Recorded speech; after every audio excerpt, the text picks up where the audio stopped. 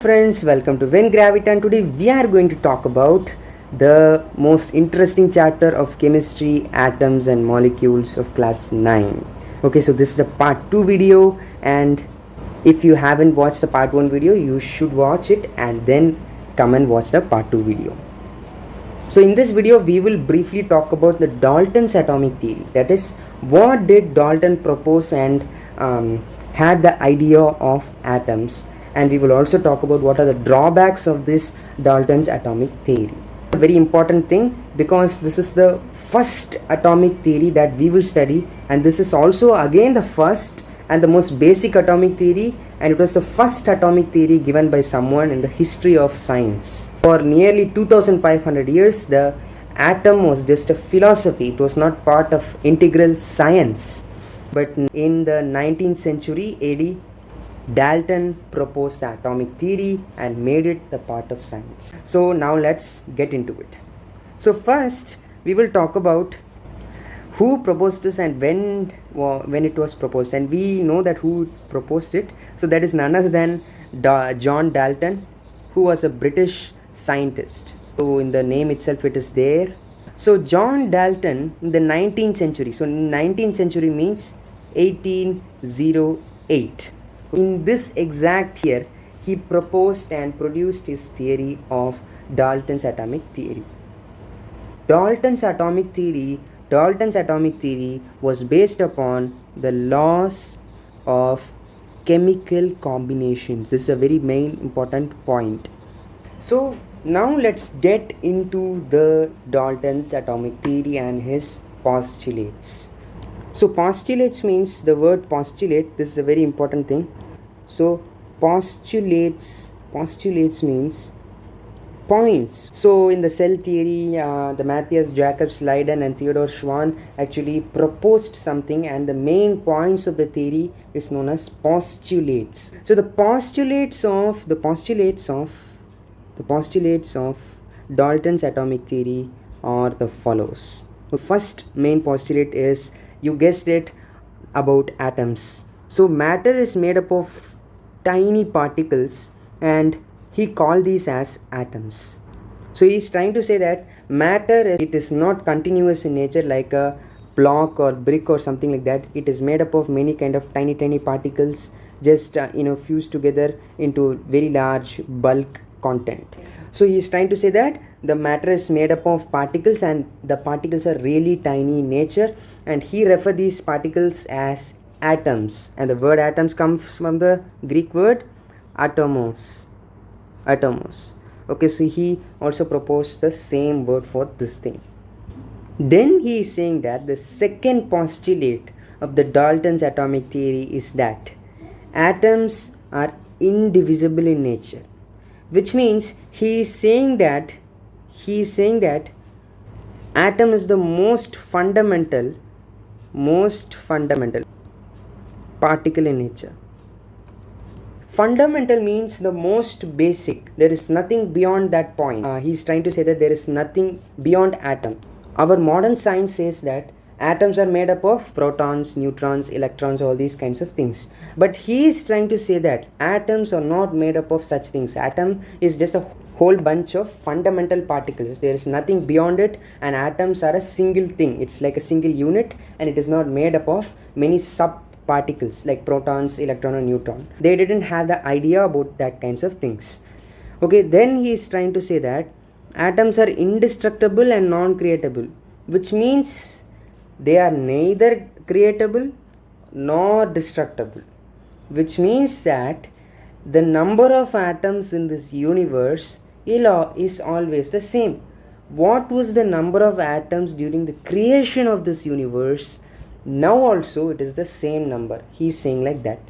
That means during chemical reactions, the atoms will be never destroyed nor created. Okay, can you understand this? He is trying to say that you can never create atoms, or you can never destroy atoms, which means that atoms will be the number of atoms in this universe will be always the same. So it is never destroyed or created in any chemical reactions. So this point here is actually the proof of what? It is the proof of law of conservation of mass. Law of conservation of mass. Can you see where it goes? So he is saying that atoms can be never destroyed or created, which means that the number of atoms in this universe will be always the same. And what does this say? That is, mass can be never created or destroyed. This says atoms can be never created or destroyed.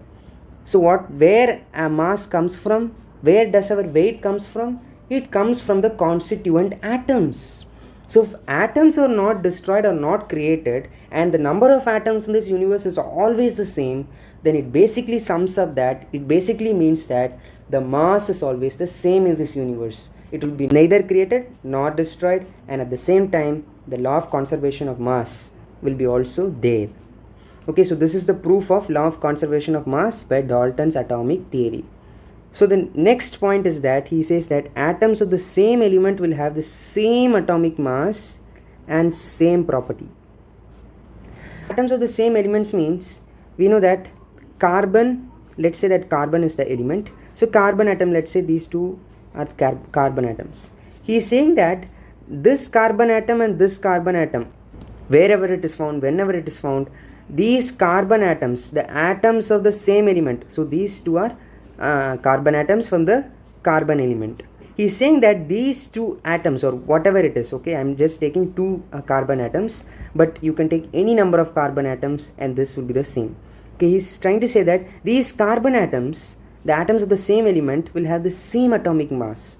That is, if this carbon atom has 12 units of mass, actually it does have, every atom we know that it has some kind of mass. That is what is called atomic mass. So carbon has a mass of 12 units. We say like 12 units. Okay, so we will talk about this atomic mass thing in the next part. He is trying to say that atoms of the same element will always have the same atomic mass. That is, all carbon atoms in this universe will only have 12 units of mass. 12 units of mass. Then he also says that always is atoms of the same element or any material made up of these elements would be always having the same properties. So in the next one, the next postulate, it is basically the reverse of the previous postulate, and it tries to say that atoms of the different elements do not have the same atomic mass. Do not have the same atomic mass. That is really important. Okay, so for example, for potassium and phosphorus, they don't have the same atomic mass and properties. That is what he is trying to say. Okay, so atoms of different elements do not have same atomic mass and properties. It will have some kind of property, and phosphorus will have some other kind of property. And then he is saying that this will have some kind of atomic mass and this will have some kind of atomic mass. It will never be the same. Then the next postulate is that he is saying atoms combine in small whole number ratio, which means that, for example, in H2O, if you see, the mass ratio is 1:8. So this is a whole number ratio, right? So this is a whole number, this is a whole number. He says always atoms combine like this in kind of simple kind of ratios. That is what he is trying to say, in very simple ratios, with having simple numbers like 1, 8, 9, 3, 2, 5, all these kinds of things. Okay, then the last postulate is the proof of the law of definite proportions. This postulate says that the number of atoms from an element is always the same, and the constituent elements would be the same in a compound. Okay, in an what? In an compound. So in a compound, for example, in H2O, let's take H2O, that is water. Here the number of atoms from an element. So for example, if we take from hydrogen, how much atoms is there? 2. So from hydrogen there will be always only 2 atoms in water molecule, and from oxygen there will be always only 1 atom from oxygen. In water there will be always only 1 oxygen atom. So that is, the number of hydrogen atoms and oxygen atoms would be always the same in a water molecule, and water molecule will only contain hydrogen and oxygen. It will never contain carbon or arsenic or gold or something like that. It will only have hydrogen and oxygen atoms, and it will only have that certain particular number of hydrogen and oxygen atoms. which is the proof of the law of definite proportion, which says that, which is the same exact thing as this last postulate, that is the constituent elements would be always the same, and also in the same time the ratio, the mass ratio of the elements present would be also the same. That is what law of definite proportion says, and this thing is the proof of it. So these are the postulates of Dalton's atomic theory. Now we will quickly look at what are the drawbacks of this theory. Okay, first of all if we see, he is saying that atoms are indivisible, which is not true, because we know that there are protons, electrons and neutrons inside atoms, and thus not the most fundamental point in nature. Okay, there is something beyond atoms, and there are even something beyond proton and electron and neutron. There is something called quarks. So it is not like atom is the most fundamental particle. So now the next thing is that he is trying to say that atoms of the same element will always have the same atomic mass, which is not true, because we have something called isotopes, and in these isotopes the atoms of the same element, for example carbon, in carbon we have two versions, carbon 12 and then we have carbon 12 and then we have carbon 14. Okay, so these two things have different mass. Okay, these two atoms, these are atoms actually. This is carbon 12 atom, this is carbon 14 atom. This number over here, right, this numbers indicate the mass.